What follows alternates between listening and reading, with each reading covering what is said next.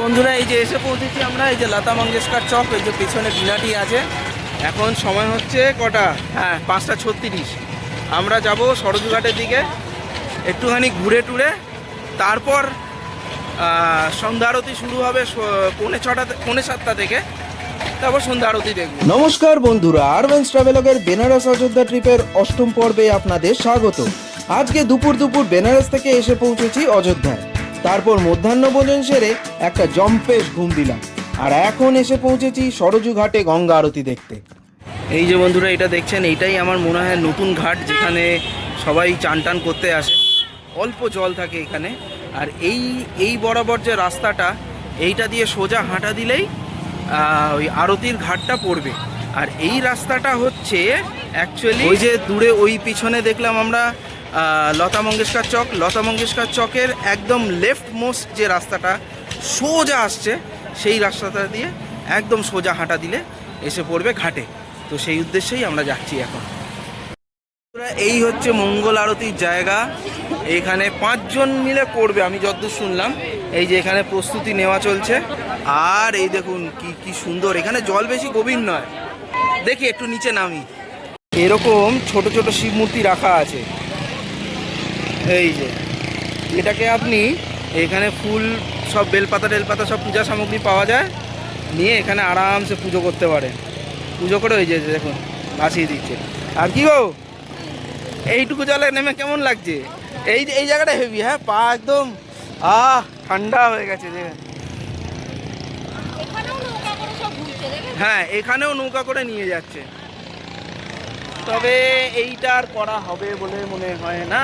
এটা আর যাওয়া হবে না। কি সুন্দর লাগছে সূর্যটা।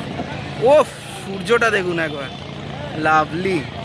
বন্ধুরা, কম্পেয়ার টু বাসাসমেত ঘাট, এই যে ওঠার সিস্টেমটা কিন্তু খুব ভালো। বেশ একদম কোনো সমস্যা নেই। বাহ, এরকম বিভিন্ন জায়গায় প্রত্যেকটা অনেকগুলো ঘাটে এরকম রো করা আছে, যেটা করে আপনি বোটে উঠে যেতে পারেন। সরজু নদীর ঠান্ডা জলে খানিক পা ভিজিয়ে আবারও এসে বসলাম ঘাটে, আর দেখলাম জোর কদমে শুরু হয়ে গেছে সন্ধ্যারতির প্রস্তুতি। ধীরে ধীরে সন্ধে নেমে এলো, আর দেখলাম সরজু মায়ের মূর্তিটি পা থেকে প্রায় গলা অবধি অসাধারণ সুন্দরভাবে শৃঙ্গার করা হয়েছে।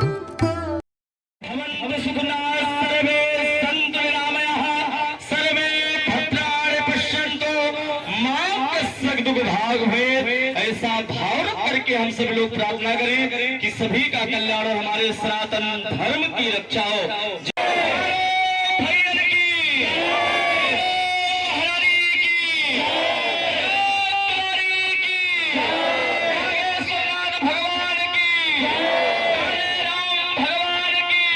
ঠিক সময় মতনই শুরু হয়ে গেল আরতি, এবং বলার অপেক্ষা রাখে না যে প্রায় দশাশ্বমেধ ঘাটের মতনই ছিল এর অনুভূতি।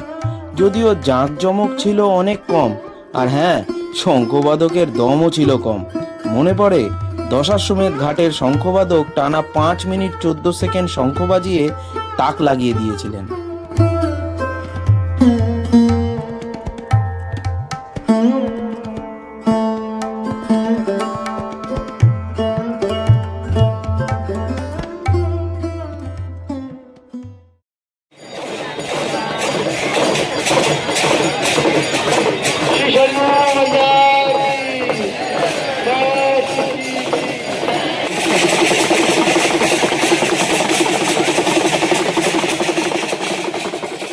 পুরনো সরজু ঘাটে আরতি দেখে এসে পৌঁছলাম নতুন সরজু ঘাট বা রামকি প্যারিতে।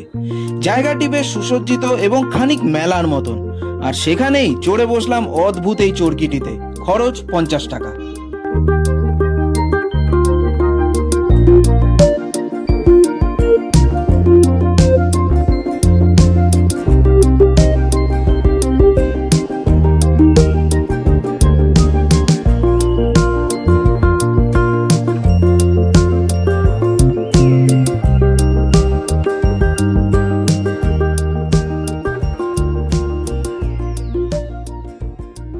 বন্ধুরা, সরজু ঘাটে আরতি তো দেখা হলো, বেশ লাগলো। এইবার আমরা একবার চেষ্টা করব হনুমান গাড়িতে যাওয়ার, গিয়ে ওখানে দর্শন করতে পারি কিনা দেখব। এখন সময় 8টা বাজে, যদিও 10টা অবধি খোলা আছে। জানি না ভিড় কীরকম হবে না হবে, তো একবার ট্রাই করে দেখা যাক। বন্ধুরা, আবার একটি টোটো ভাড়া নিয়ে রওনা দিলাম হনুমানগড়ির উদ্দেশ্যে। সময় এখন 8:30, তবে বেনারসের মতন অত শোরগোল নেই, রাস্তাঘাট বেশ শান্ত। এটা হচ্ছে হনুমানগড়ির গলি, এখান দিয়ে ঢুকে যাই, অ্যাটলিস্ট মন্দিরের সামনে অবধি গিয়ে দেখি যে সেখানে কীরকম ভিড় আছে।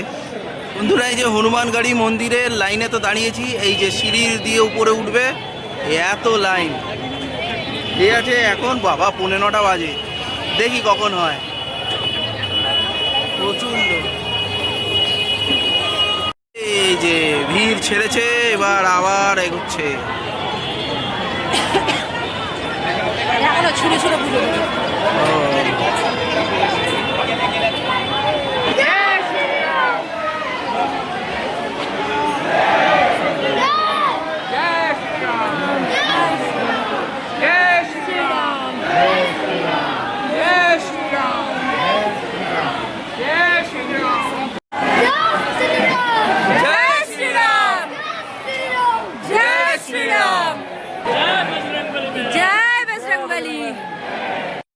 মূল মন্দির, মূল দ্বার আর কি।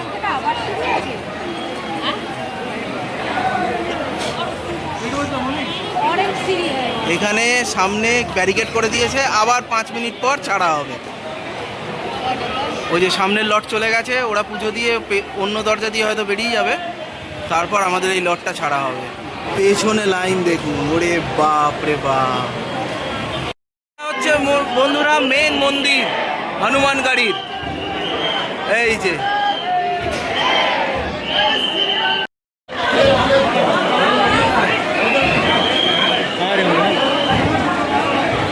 এই যে বন্ধুরা দেখছেন লোকজন ঢুকছে, এটা আমার মনে হয় this is the VIP entry. এই যে এখান দিয়েও যাচ্ছে, এক্সিটও এইদিকে। এই হচ্ছে হনুমানগড়ি মন্দিরের এক্সিট, এখান দিয়ে বেরিয়ে যাও। এই ট্রিপটি প্ল্যান করার সময় অনেক সংশয় ছিল বন্ধুরা, যে সব কটা মন্দির ঘুরতে পারবো তো, যা ভিড় হয় দেখেছিলাম। তবে ভগবানের কৃপায় এখনো অবধি সব কটাই ঠিকমতো দর্শন হয়ে গেল। বাকি আছে শুধু রাম মন্দির, যা পরের এপিসোডে আপনারা দেখবেন।